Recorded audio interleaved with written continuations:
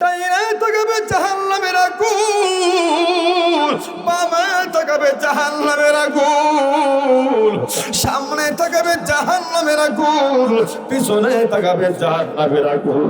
ওই জাহান্নাম বান্দা বান্দিগুলো সহ্য করতে পারবে না। দুনিয়াতে তারা নামাজ ছেড়ে দিয়েছে, পর্দা ছেড়ে দিয়েছে, যাকাত ছেড়ে দিয়েছে।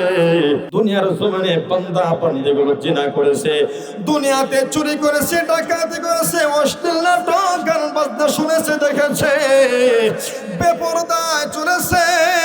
এই অন্যায় করতে করতে তার মৃত্যু হয়ে গেছে, সে জাহান্নামের আসামি হয়ে গেছে। ওই জাহান্নামের ভিতরে আল্লাহ রাব্বুল আলামিন ওই অপরাধীগুলোকে, ওই জাহান্নামী ব্যক্তিদেরকে এমন ভাবে শাস্তি দিবে, বাবারা বন্ধুরা, আবার জাহান্নামের মধ্যে পুরতে পুরতে আপনার আমার সুন্দর কালো চামড়াগুলো পরে কালো সারকার হয়ে যাবে, ঠিক কিনা? শুধু তাই না, শুধু তাই না, ওই জাহান্নামের আগুন বান্দা কেমনে সহ্য করবে? দুনিয়ার জমিনে শরীরের আগুন, শরীরে লাগলে, হাতে লাগলে হাত পুড়ে যায়, পা লাগলে পা পড়ে যায়, কিন্তু জাহান্নামের আগুন বান্দার শরীরে লাগবে। শুধু শরীর পড়বে না, হাত পড়বে না, পা পড়বে না। আল্লাহ বলেন আল্লাতী তাত্তালিউ আলাল আফইদা, ওই জাহান্নামের ভিতরে আল্লাহ রাব্বুল আলামিন যে বান্দাকে শাস্তি দিবে, জাহান্নামের আগুনের মধ্যে পোড়াবে, ওই জাহান্নামের ভিতরে বান্দার শরীরে আগুন লাগবে, বান্দার কলিজাটা পর্যন্ত ভোনা হয়ে যাবে, কলিজাটা পর্যন্ত পুরে কালো সারকার হয়ে যাবে। আল্লাহ রাব্বুল আলামিন আর একটা আয়াতের মধ্যে বলেন, ওই বান্দা বান্দিগুলোর চামড়াগুলো যখন পুরে কালো সারকার হয়ে যাবে, ওই পুরাতন চামড়াগুলো, ওই পুরা চামড়াগুলো আল্লাহ রাব্বুল আলামিন তিনি নতুন করে দিবেন। পুরাতন চামড়াগুলো ফেলে দিয়া নতুন চামড়া দ্বারা পরিবর্তন করবে, নতুন চামড়া বানিয়ে দিবেন। আল্লাহ রাব্বুল আলামিন আর এক আয়াতের মধ্যে স্পষ্ট আয়াত নাযিল করে ঘোষণা করে তামাম পৃথিবীর সমস্ত মানুষকে জানায়া দিলেন।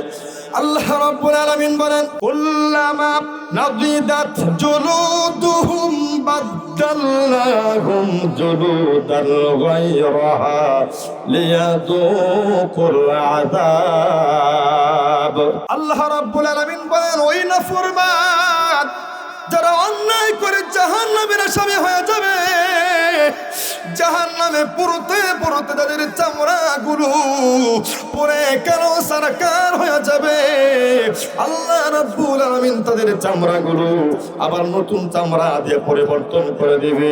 শুধু তাই না, শুধু তাই না, ওই বান্দাগুলোকে চামড়াগুলো পরিবর্তন করে দিয়ে শেষ করা হবে না, আবারও তাদেরকে আল্লাহ তাআলা জাহান্নামের মধ্যে শাস্তি দিবে, চামড়াগুলো পরে কালো হয়ে যাবে।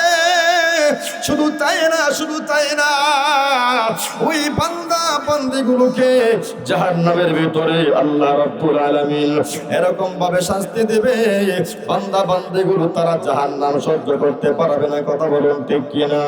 যখন জাহান্নাম সহ্য করতে পারবে না, এবার জাহান্নামের আসামিগুলো জাহান্নামে ফেরেশতাদেরকে ডাক দিয়ে বলবে, হ্যাঁ ফেরেশতারা, আমরা জাহান্নামের আসামি হয়ে গেছি, জাহান্নাম সহ্য করতে পারি না।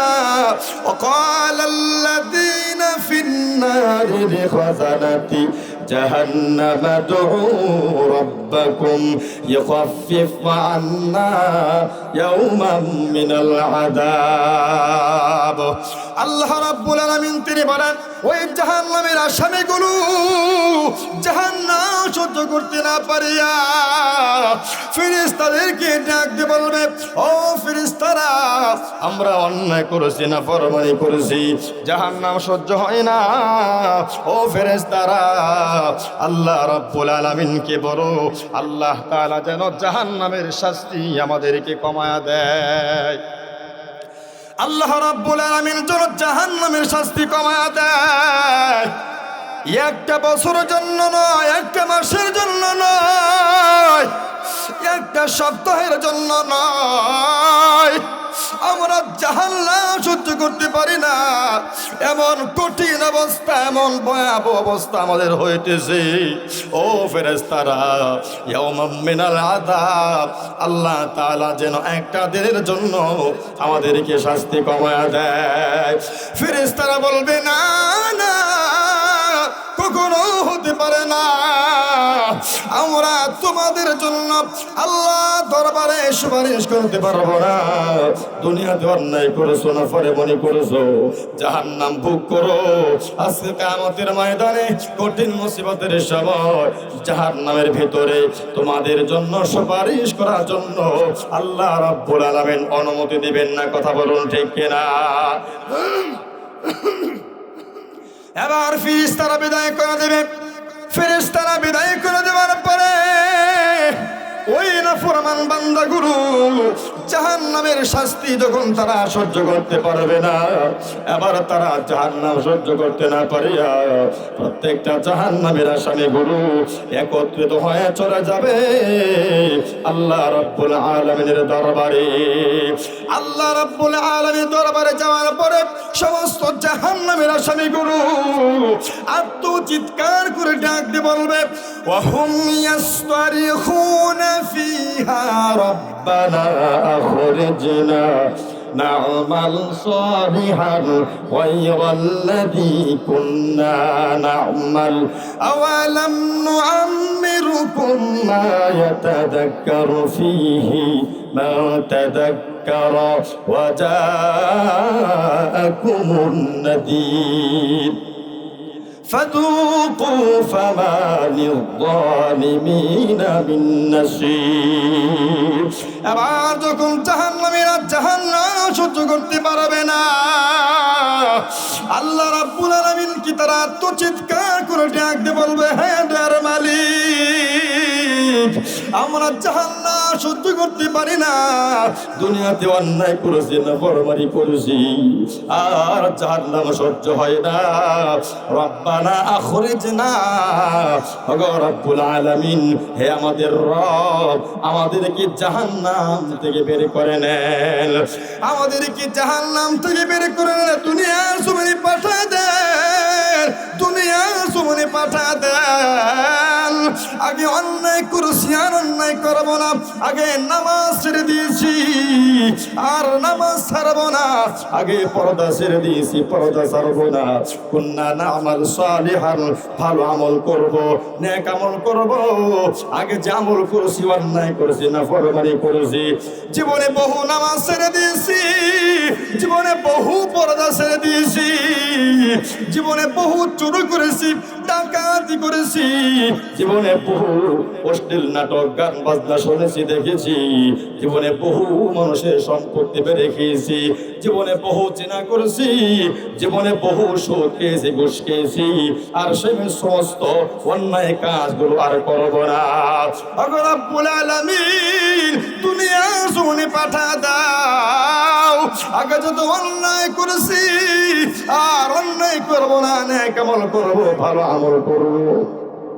এই কথা বলার পরে আল্লাহ রাব্বুল আলামিন তিনি ডাক দিয়ে বলবেন, ও জাহান্নামীরা, না না, কখনো হতে পারে না, হে জাহান্নামীর আসামীরা, দুনিয়ার জমিনে আমি আল্লাহ তোদেরকে 50 বছর হায়াত দিয়েছিলাম, 80 বছর হায়াত দিয়েছিলাম, 100 বছর হায়াত তোদেরকে আমি আল্লাহ দিয়েছিলাম। এত লম্বা হায়াত পাইছো, এত দীর্ঘ হায়াত পর পর তোমরা নেক আমল করো নাই, ভালো আমল করো নাই, নামাজ পড়ো নাই, পর্দা করো নাই, রোজা করো নাই, যাকাত দেওয়া নাই, শুধু অন্যায় করেছো, নাফরমানি করেছো। আজকে তোমাদেরকে দুনিয়ার জমিনে যাবার কোনো সুযোগ দেওয়া হবে না। কথা বলুন ঠিক কিনা? আল্লাহ রাব্বুল আলামিন তিনি বলবেন, না না, কখনো হতে পারে না, আমি আল্লাহ তাআলা কি তোমাদেরকে হায়াত দেই নাই? এত লম্বা হায়াত পাওয়ার পরেও তোমরা অন্যায় করেছো, নাফরমানি করেছো, আর দুনিয়াতে আর কোনো সুযোগ দেওয়া হবে না। শুধু তাই না, শুধু তাই না, আল্লাহ রাব্বুল আলামিন তিনি বলেন, আমি আল্লাহ তাআলা তোমাদের প্রত্যেকটা যুগে যুগে নবী রাসূল পাঠিয়েছিলাম।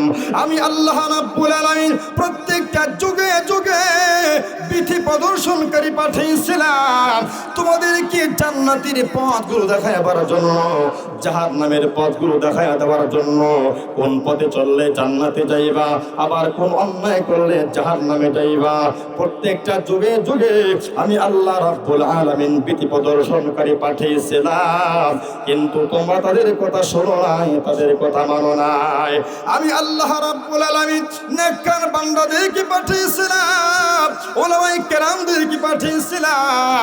উলামায়ে কেরাম তোমাদেরকে কোরআন হাদিস দিয়া সুন্দর করে বোঝাইছে, তোমরা কোরআন মানো নাই, হাদিস মানো নাই, উলামায়ে কেরামের কথাগুলো শোনো নাই, উলামায়ে কেরামকে মহব্বত করো নাই, উলামায়ে কেরামের কথাগুলো দাম দাও নাই। এই যে উলামায়ে কেরামের কথাগুলো, কোরআন হাদিসের কথাগুলো তোমরা গ্রহণ করো নাই, মানো নাই, না মানিয়ে অন্যায় করছো, নাফরমানি করছো, আজকে তোমাদেরকে সুযোগ দেওয়া হবে না। ফাযুকু, এখন তোমরা জাহান্নাম ভোগ করো। কথা বলুন ঠিক কিনা? আল্লাহ রাব্বুল আলামিন বলবেন ফাযুকু, এখন তোমরা জাহান্নাম ভোগ করো। ওরে বান্দা, মালিল যালিমিন মিন নাসির। আল্লাহ বলবেন, হে রে বান্দা, দুনিয়াতে অন্যায় করছো, নাফরমানি করছো, আজকে পরকালে তোমার জন্য কোনো সাহায্য করে থাকবে না। কথা বলুন ঠিক কিনা? ভাইরা আমার, বন্ধুরা আমার, শুধু তাই না, শুধু তাই না, আমি আল্লাহ তোমার জন্য সাহায্যকারী হব না। দুনিয়ার জমিনে তোমরা সন্তানের দোহায় পড়ে, সম্পদের দোহায় পড়িয়া, দুনিয়ার রং তামাশায় পড়িয়া, দুনিয়ার দোহায় পড়ে আমি আল্লাহ পাকের হুকুম পালন করো নাই। দুনিয়াতে সম্পদের দোহায় পড়ে গিয়েছিলে, শুধু আমি আল্লাহ নয়, যেই সম্পদের দোহায় পড়ে তুমি আমি রব্বুল আলামিনকে ভুলে গিয়েছিলা, এই সন্তানের কারণে, সন্তানের দোহায় পড়ে আমি রব্বুল আলামিনকে ভুলে গিয়েছিলাম, আমি আল্লাহ পাকের হুকুমকে ভুলে গিয়েছিলাম। জেনে রাখো, শুনে রাখো, ওই দুনিয়ার সন্তান সন্ততি, বিবি বাচ্চা সহ তোমার সম্পদ তোমার কোনো উপকারে আসবে না। কথা বলুন ঠিক কিনা? আল্লাহ রাব্বুল আলামিন বলেন, ইয়াউমা লা ইয়ানফাউ মালুহু ওয়ালা বানুন।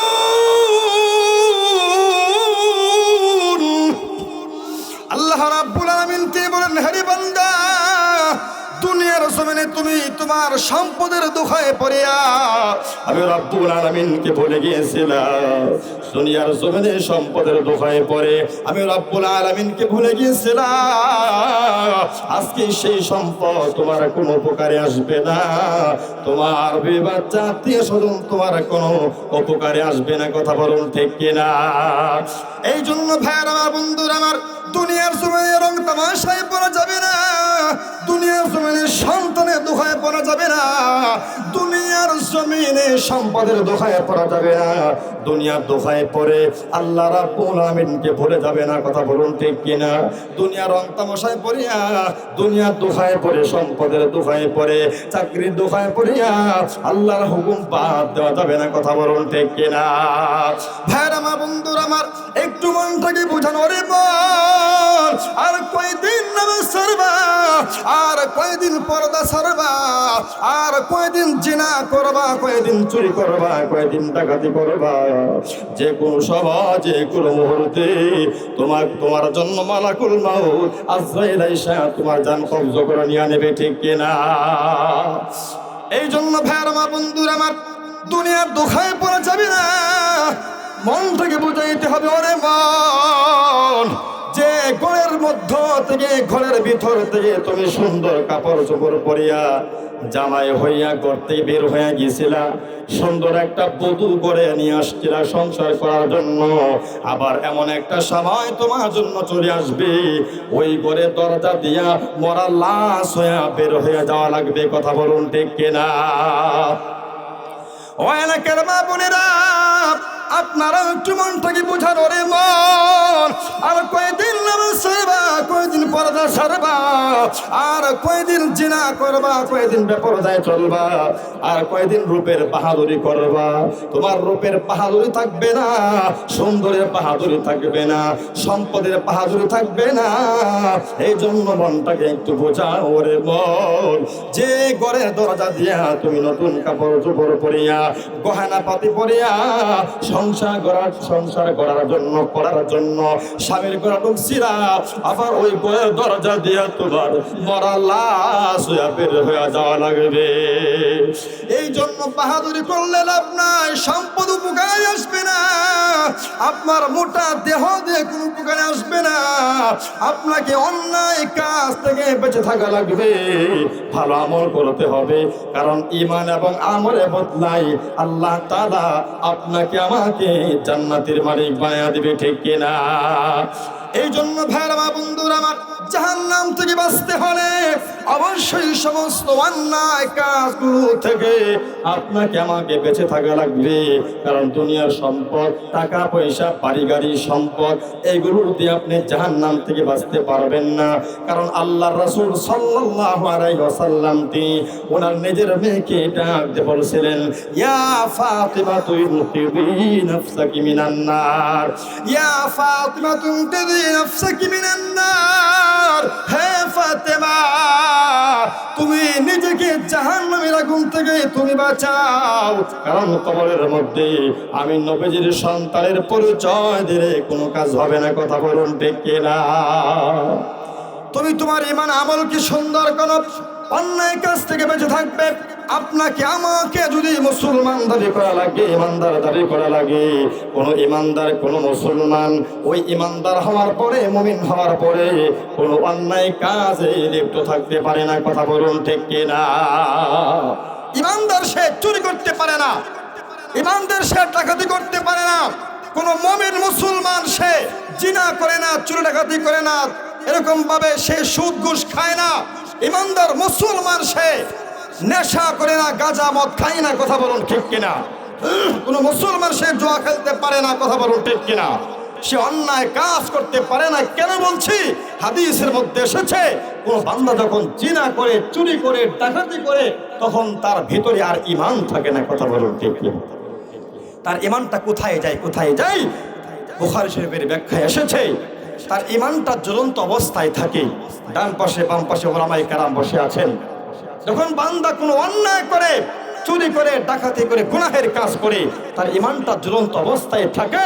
এই জন্য বলছি, কোনো ঈমানদার, কোনো মুমিন সে চুরি ডাকাতি গুনাহের কাজ করতে পারে না। কথা বলুন ঠিক কিনা? তাহলে যেটা বলতেছিলাম যে আমরা নিজেকে ঈমানদার দাবি করি, মুমিন ঠিকই দাবি করি, এরপর নিজেরা অন্যায় কাজের সাথে লিপ্ত হয়ে এখনো পর্যন্ত জাহান্নামের খাতায় নামটা লেখা আছে। কথা বলুন ঠিক কিনা? আপনি চিন্তা করে দেখবেন, হয়তোবা আপনি নামাজ ঠিক মতো পড়েন না, হয়তোবা আপনি ঠিক মতো যাকাত দেন না, হয়তোবা হজ পালন করেন না, হয়তোবা আপনি চুরির সাথে লিপ্ত আছেন, হতে পারে আপনি জিনার সাথে লিপ্ত আছেন, অথবা বেপরদার সাথে জড়িত আছেন, অথবা অশ্লীল নাটক, গান বাজনার সাথে জড়িত আছেন। কথা বলুন ঠিক কিনা? হয়তোবা সুদ ঘুষের সাথে লিপ্ত আছেন। কথা বলুন ঠিক কিনা? এরকম ভাবে চিন্তা করে দেখবেন, বালিশের সাথে মাথা লাগায় চিন্তা করবেন, আমার দ্বারা কি কোনো অন্যায় কাজ হচ্ছে কিনা। যদি অন্যায় কাজের সাথে এখনো পর্যন্ত লিপ্ত থাকি, তাহলে বুঝে নিতে হবে আমি এখনো পর্যন্ত জাহান্নামের আসামি, মুমিন হওয়ার পরেও। কথা বলুন ঠিক কিনা? তাহলে বুঝতে পারছেন তো নাকি? ইমানদার হওয়ার পরেও জাহান্নামে যাবে কি যাবে না? যাবে কি যাবে না? কথা বোঝেন না? ইমানদার হওয়ার পরেও জাহান্নামে যাবে। কেন? ইমানদার হওয়ার পরে অনেক অন্যায় কাজের সাথে আমরা জড়িত থাকি। মাপে ভেজাল দেই, সব জিনিসের মধ্যে ভেজাল দেই, ওজনে কম দেই। কথা বলুন ঠিক কিনা? 2 নাম্বার জিনিস দিয়া দেই 1 নাম্বার বলে। কথা বলুন ঠিক কিনা? মানুষকে ঠগায়, মানুষকে ধোঁকা দেই, এমন অন্যায়ের সাথে জড়িত আছি না নাই? গীবত, শিকায়াত, পরনিন্দা করে কি করি না? তাহলে এর জন্য কি আপনাকে জাহান্নামে যেতে হবে কি হবে না? অবশ্যই। এই সমস্ত অন্যায় কাজগুলো করা কবিরা গুনাহ। একটা কবিরা গুনার জন্য কমপক্ষে আপনাকে 7000 বছর জাহান্নামের আগুনে পড়তে হবে। নাউযুবিল্লাহি মিন যালিক। তাহলে সেই জাহান্নাম কি আমাদের কারো পক্ষে সহ্য করা সম্ভব হবে? সম্ভব হবে না। এই জন্য নিজেকে পাক্কা ইমানদার হওয়া লাগবে। পাক্কা মুমিন হওয়া লাগবে। কিন্তু মুসলমান মুমিন, সে প্রকৃত ইমানদার মুসলমান মুমিন কেমনে হবে? তাকে নানান সুরতে দুঃখা দেওয়া হয়, তাকে ওয়াজ মাহফিলে আসতে দেওয়া হয় না, নামাজে আসতে দেওয়া হয় না, রাসূলের সুন্নাত পালন করতে দেওয়া হয় না, ভালো কাজ করতে দেওয়া হয় না। এমন সমাজের মধ্যে মানুষ কিছু শয়তান আছে না নাই, যারা নিজেরাও ভালো কাজ করবে না, ভালো কাজের সহযোগিতা করবে না, অন্যায় কাজ করে এবং অন্যায় কাজের সহযোগিতা করে। কথা বলুন ঠিক কিনা? এই যে অন্যায় কাজের সহযোগিতা করলো, সেও জাহান্নামের আসামি। অন্যায় কাজ করা যে কথা, অন্যায় কাজের সাথে সহযোগিতা করা একই কথা। কথা বলুন ঠিক কিনা? এরকম ভাবে নেক কাজ করলে যেমন সওয়াব হয়, নেক কাজের সাথে সহযোগিতা করলেও আল্লাহ তাআলা আমলনামায় সওয়াব দিয়ে দেয়। কথা বলুন ঠিক কিনা? সম্মানিত হাজিরিন, এর জন্য চিন্তার বিষয়, আমি তো ইমানদার, আমি তো মুমিন মুসলমান, আমার নামটা তো এখনো পর্যন্ত জাহান্নামের খাতায় লেখা না। আমি ইমানদার হওয়ার পরে যেন জাহান্নামে না যাই, এই জন্য আল্লাহ বলেন, ইয়া আইয়ুহাল্লাযীনা আমানু কু আনফুসাকুম ওয়া আহলিকুম নারা। হে ইমানদার, হে মুমিন, তুমি তো ইমানদার, তুমি তো আমি রবকে বিশ্বাস করো। আমি রবকে বিশ্বাস করার পরে, জান্নাত জাহান্নামকে বিশ্বাস করার পরে তুমি বান্দা জাহান্নামে যাবে, আমি আল্লাহ বরদাস্ত করতে পারি না। আমি আল্লাহর জন্য তোকে সতর্ক করে দিলাম, তুমি যে অন্যায়ের সাথে জড়িত আছো, সে অন্যায়গুলো ছেড়ে দিয়া নিশ্চিন্তে তুমি মুমিন হয়ে যাও, পাক্কা ইমানদার হয়ে যাও। আমি আল্লাহ তোমার জন্য পরকালে বিশাল নিয়ামত, বিশাল মহান পুরস্কার জান্নাত রেখে দিয়েছি। জোরে জোরে বলি সুবহানাল্লাহ। সম্মানিত হাজিরিন, তাহলে আল্লাহ তাআলা দয়া কত আপনার আমার প্রতি আমরা চিন্তা করি না। বিভিন্ন আয়াতের মাধ্যমে আল্লাহ তাআলা আপনাকে আমাকে সতর্ক করছেন, যাতে করে একজন মুসলমান ইমানদার সে জাহান্নামে না যায়। কিন্তু আমরা বেহুশ হয়ে গেছি। কথা বলুন ঠিক কিনা? ইয়া আইয়ুহাল্লাযীনা আমানু কু আনফুসাকুম ওয়া আহলিকুম নারা। এই আয়াতের মধ্যে আল্লাহ রাব্বুল আলামিন তিনি তাম পৃথিবীর সমস্ত ঈমানদার যারা, মুমিন যারা, তাদেরকে স্পষ্ট আয়াত নাযিল করে ঘোষণা করে জানায়া দিলেন, বলে দিলেন, ইয়া আইয়ুহাল্লাযীনা আমানু কু আনফুসাকুম। হে ঈমানদারের দল, হে মুমিনের দল, তোমরা নিজেরা নিজেকে জাহান্নামের আগুন থেকে বাঁচাও। কোথায় থেকে বাঁচাইতে হবে? কথা বলেন, কোথায় থেকে? জাহান্নামের আগুন থেকে বাঁচাইতে হবে।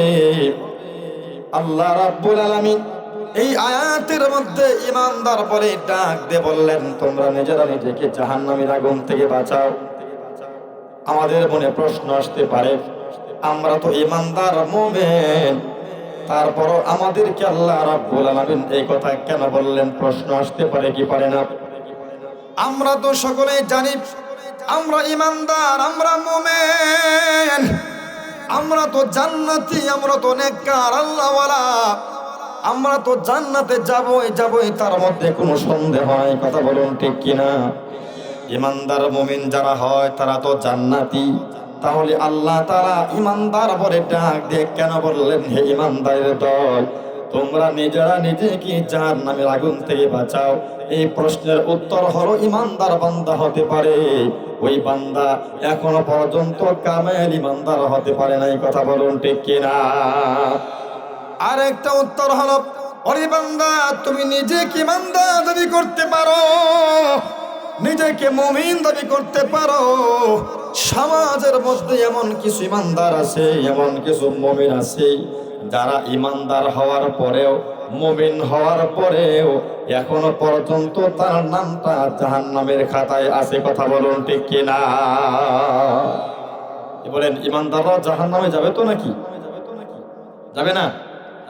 যদি ঈমানদার হওয়ার পরও জাহান্নামে নাই যাইতো, তাহলে আল্লাহ তাআলা এখানে কেন বললেন, হে ঈমানদারের দল, হে মুমিনের দল, তোমরা নিজেরা নিজেকে জাহান্নামের আগুন থেকে বাঁচাও? কি বুঝলেন? অবশ্যই ঈমানদার হওয়ার পরেও অনেক মানুষ জাহান্নামের আসামি, তার নামটা জাহান্নামের খাতায় আছে।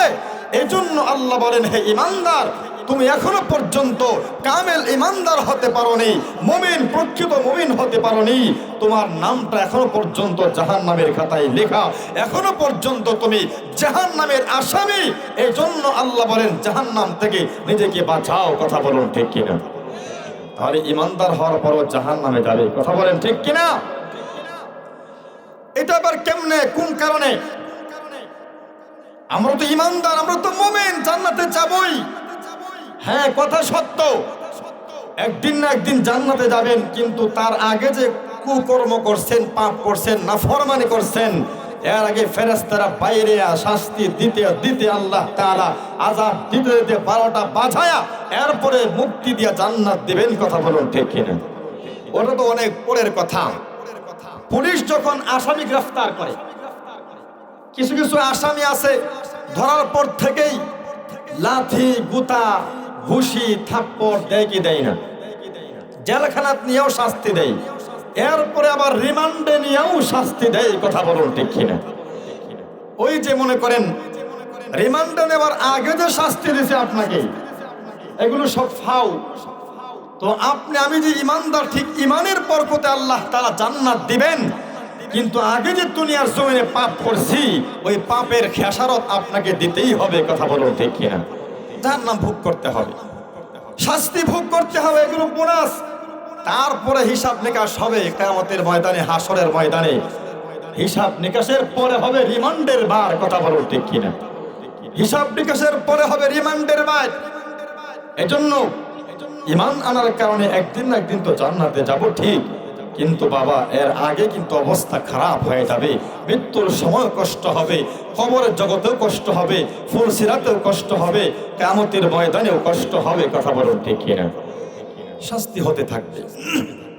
যাই হোক, তাহলে বললাম কি, ইমানদার হওয়ার পরও সে শাস্তি ভোগ করবে। কেন? ইমানদার হওয়ার পরও সে জাহান্নামে কেন যাবে, শাস্তি কেন ভোগ করবে? এটার কারণটা কি? এটার একটা কারণ আছে না নাই? কারণ আছে না নাই?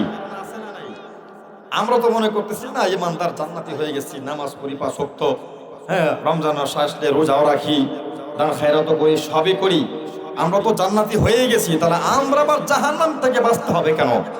কেন জানেন?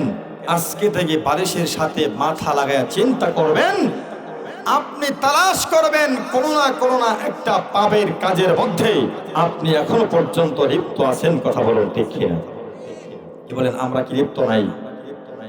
কি বলেন, ইমানদার নামাজ পড়ে, হজ করে, যাকাতও দেয়, তারা অন্যায় কাজের সাথে লিপ্ত থাকে কি থাকে না? ইমানদার হওয়ার পরও সে জাহান্নামের আসামি, জাহান্নামের খাতায় তার নামটা আছে। চিন্তা করবেন, বিস্তারিত আলোচনা করি, পরে বুঝবেন। অথচ নিজে যে জাহান্নামের আসামি নিজে মনেও করে না, একবার চিন্তাও করে না, কল্পনাও করে না, আমি কেমনে জাহান্নামে যাব। ভাইয়ের আমার, বন্ধুর আমার, ইমানদার হওয়ার পরে, মুমিন হওয়ার পরেও বান্দা বান্দিগুলো জাহান্নামে কেমনে যাবে? সমাজের মধ্যে অনেক ইমানদার আছে, অনেক মুমিন বান্দা আছে, যারা নিজেকে ইমানদার দাবি করে, মুমিন দাবি করে, ইমানদার দাবি করার পরেও তার নামটা সুদের খাতায় আছে না নাই?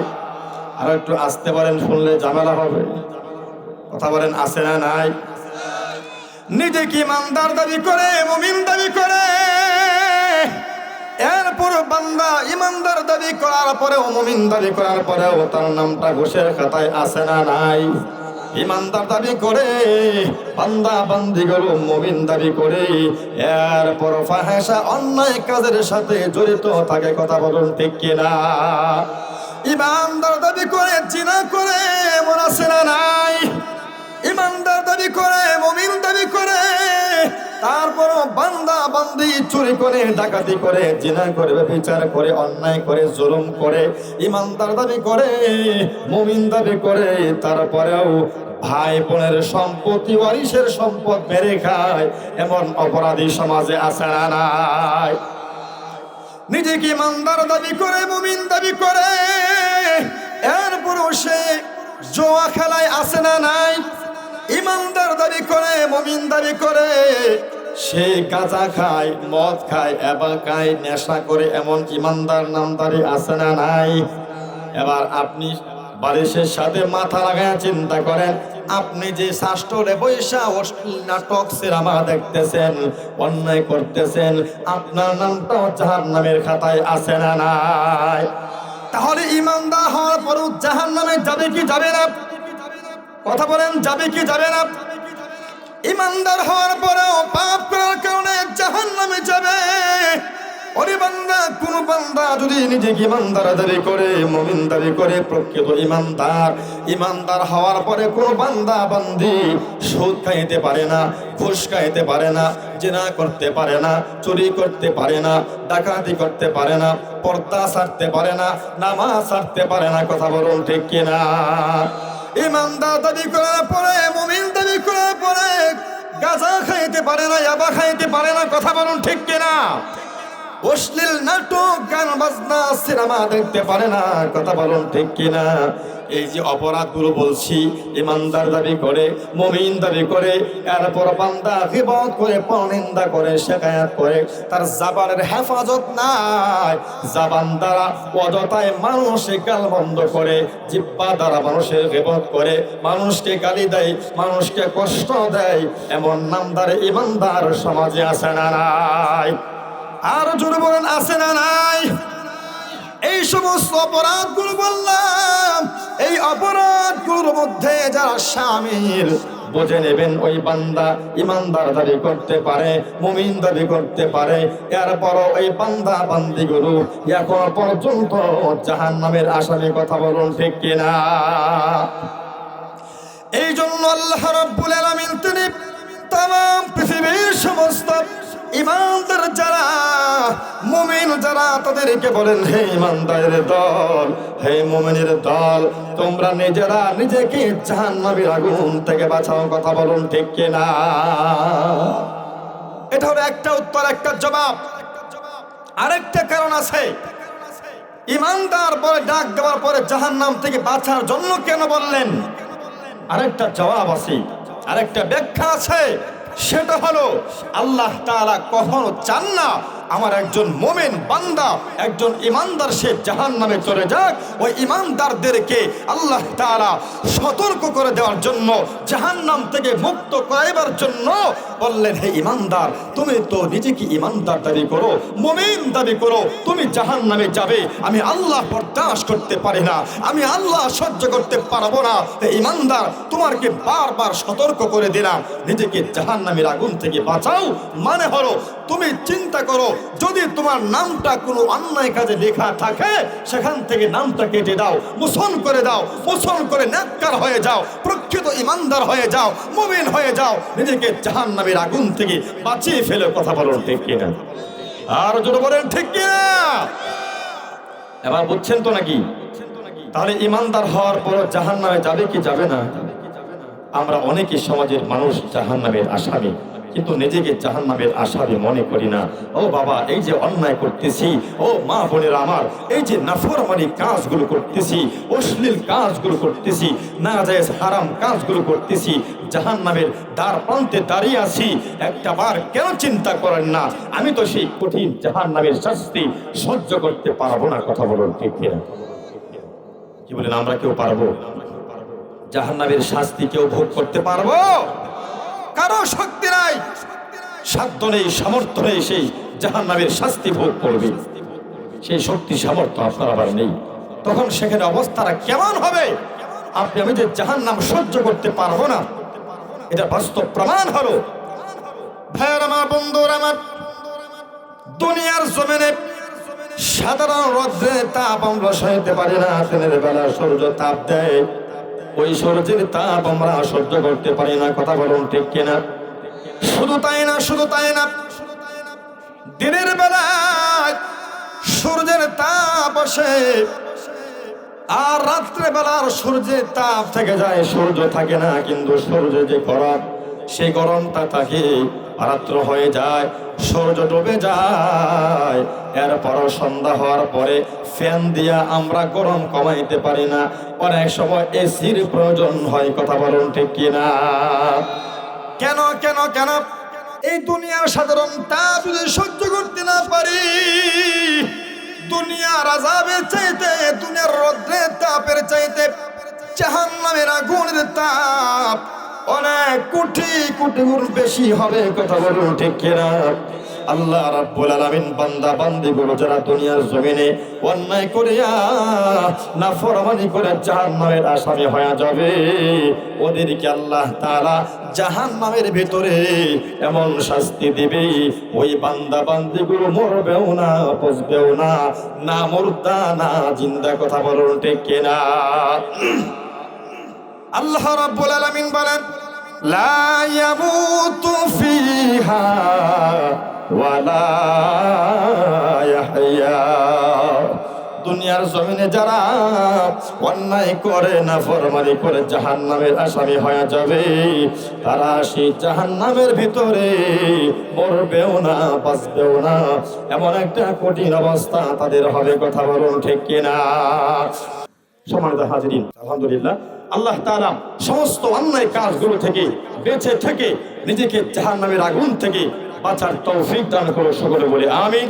ঈমান আমল সুন্দর করার, পরকালের জন্য সামান তৈরি করার জন্য আল্লাহ তাআলা সকলকে তৌফিক দান করো। প্রত্যেকটা কথা সহিভাবে বুঝে আমল করার তৌফিক সকলকে দান করো। সকলে বলে আমিন। সকলে আমার জন্য দোয়া করবেন, আমিও আপনাদের সকলের জন্য দোয়া করি। ওয়া আখিরু দাওয়ানা আলহামদুলিল্লাহি রাব্বিল আলামিন। আসসালামু আলাইকুম ওয়া রাহমাতুল্লাহ।